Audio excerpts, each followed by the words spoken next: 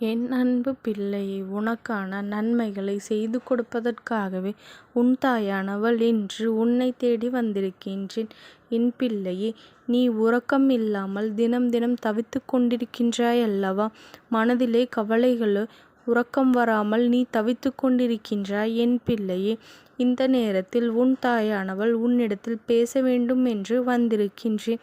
என் பிள்ளையே, நான் உன்னை அன்போடு அழைக்கின்றேன். வா, என் அருகில் வந்து என் மடியில் தலை வைத்து நீ படுத்துக்கொள். நீ உன் தலையணையை அழுது அழுது நனைத்து கொண்டிருக்காதே என் தங்கமே. உன் தாயானவள் அதை தாங்கிக் கொள்ள முடியாமல்தான் உனக்கு ஆறுதல் சொல்ல வந்திருக்கின்றேன். இந்த வாழ்க்கையில் எத்தனை பெரிய கஷ்டங்கள் உனக்கு வந்தாலும் அதனை கண்டு நீ கலங்காமல் இரு. உன்னுடைய வாழ்க்கையில் எது யதார்த்தமோ அதை மட்டும் நீ செய்வதற்கு முயற்சி செய்ய வேண்டும். என் குழந்தையே, யதார்த்தம் என்பது சில விஷயங்களும் சில காரியங்களும் உன்னால் எப்பொழுதுமே மாற்ற முடியாது. இதுவெல்லாம் உன் வாழ்க்கையில் நடக்க வேண்டும் என்று விதி இருக்கும் பொழுது அதை யாராலும் மாற்றிவிட முடியாது அல்லவா? அதுவெல்லாம் நிச்சயமாக உன் வாழ்க்கையில் நடந்தே தீரும். என் பிள்ளையே, உதாரணம், இந்த பிறப்பையும் இறப்பையும் நீ எடுத்துக்கொள்ள. இந்த பிறப்பு என்பது நீ தீர்மானித்தது போலதான் இறப்பும். இந்த இரண்டையும் யார் தடுத்தாலும் அதனை நிறுத்த முடியாது. எப்பொழுது யாருக்கு எப்படி நிகழும் என்று யாராலும் உறுதியாக சொல்லிவிட முடியாது அல்லவா? இதைத்தான் விதி என்று நாம் எல்லோரும் சொல்கின்றோம்.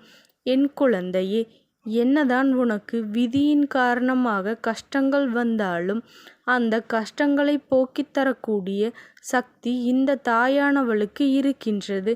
உன்னுடைய விதியை மாற்ற முடியும் என்பதனை நீ முழுமையாக நம்ப வேண்டும். என் பிள்ளையே, விதியினால் நமக்கு இப்படியெல்லாம் நடக்கின்றது என்று ஒரு நாளும் நீ சோர்ந்து போய் விடக்கூடாது. கலங்கி நிற்காதே. உன் வாழ்க்கையில் சில விஷயங்களை எல்லாம் உன் அம்மா நானே உனக்கு நிகழ்த்தி தருகின்றேன். என் பிள்ளையே, அதுவெல்லாம் உன் விதியை மாற்றுவதற்குரிய மிகப்பெரிய காரணமாக அமையப் போகின்றது. என் தங்கமே, நீ எதற்கும் கவலைப்பட்டு கொண்டிருக்காதே. உன் தாயானவள் நான் இருக்கும் பொழுது நீ எதற்காக கவலைப்பட்டு கொண்டிருக்கின்றாய்? என் குழந்தையே, நான் உனக்கு எல்லாவற்றையும் நிறைவேற்றி தரத்தான் வந்திருக்கின்றேன். இப்பொழுது எனக்கு மிகவும் கஷ்டமாக இருக்கின்றது தாயே. இந்த சூழ்நிலையை என்னால் தாங்கிக் கொள்ள முடியவில்லை என்று தானே கண் கலங்கி நிற்கின்றாய். உன்னுடைய பில்லி இந்த அம்மாவிற்கு புரியாமல் இல்லை. என் மீது கோபம் கொண்டதை மாற்றாமல் நீ என்னிடத்தில் பேசிய வார்த்தைகளையும் ஒரு தாயானவள் நான் ஏற்றுக்கொள்கின்றேன். என் குழந்தையே, சில விஷயங்கள் எல்லாம் யார் தடுத்து நிறுத்திவிட முடியாது அல்லவா? எதுவெல்லாம் உன் வாழ்க்கையில் நடக்க வேண்டும் என்று இருக்கின்றதோ அதுவெல்லாம் நிச்சயமாக நடந்தேதான் தீரும்.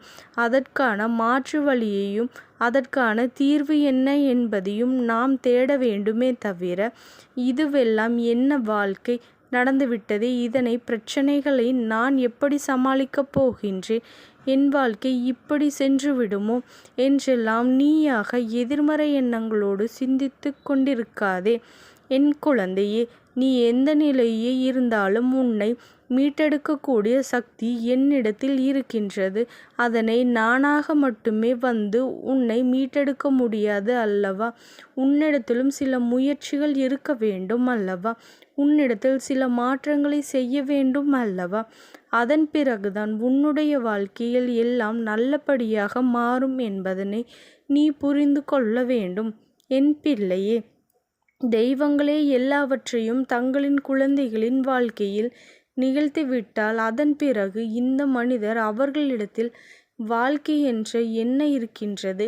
என் குழந்தையே, இதையெல்லாம் நீயாக புரிந்து கொண்டு இந்த சூழ்நிலையை நீ கடந்து வர வேண்டும்.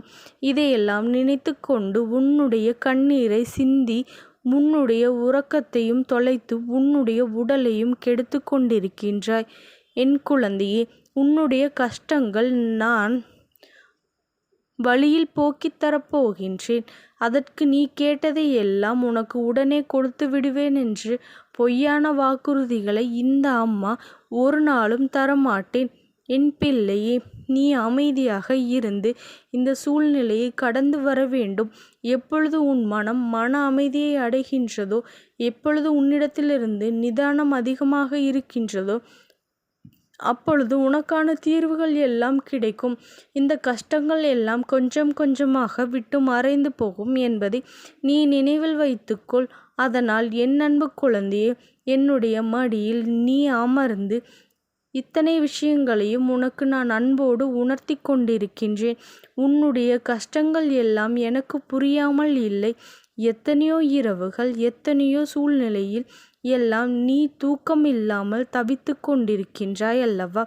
நிம்மதி இல்லாமல் வேதனையோடு அழுதும் இருந்து கொண்டிருக்கின்றாய். இன்று உனக்கு கிடைத்திருக்கின்ற இந்த இரவானது உன் அம்மா நான் உனக்காக கொடுத்திருக்கின்றேன். இந்த தாயானவளினுடைய வார்த்தைகளை கேட்டுவிட்ட பிறகு நீ நிம்மதியாக கண்ணுறங்க வேண்டும் என் குழந்தையே. இந்த தாயானவளினுடைய உனக்கு நம்பிக்கை இருக்கின்றது அல்லவா? அந்த நம்பிக்கையை நீ கவலைப்படாது. நிச்சயமாக உன்னுடைய வாழ்க்கையை மாற்றி காட்ட வேண்டியது இந்த அம்மாவினுடைய பொறுப்பு. அது மட்டுமல்ல, உனக்கு இன்னும் உறக்கம் வராததற்கு காரணம் சொல்லிவிடுகின்றேன். அது என்ன தெரியுமா? நீ எப்பொழுதுமே அதிகமாக சிந்தித்து கொண்டே இருக்கின்றாய். ஒரு விஷயம் உன் வாழ்க்கையில் நடந்து முடிந்துவிட்ட பிறகு அந்த விஷயத்தை அதோடு நிறுத்திவிடாமல் மீண்டும் மீண்டும் அதே விஷயத்தை பற்றி சிந்தித்து கொண்டிருக்கின்றாய். உன்னுடைய மன நிம்மதியை நீயே கெடுத்து கொண்டிருக்கின்றாய். இந்த மாதிரியான சூழ்நிலைகள் எல்லாம் வரும் பொழுது உன்னால் எதை மாற்ற முடியாது என்கின்ற மனநிலை இருக்கும் பொழுது இதை நீ என்னிடத்தில் விட்டுவிட வேண்டும். இந்த சூழ்நிலையை நீதான் பார்த்து கொள்ள வேண்டும்.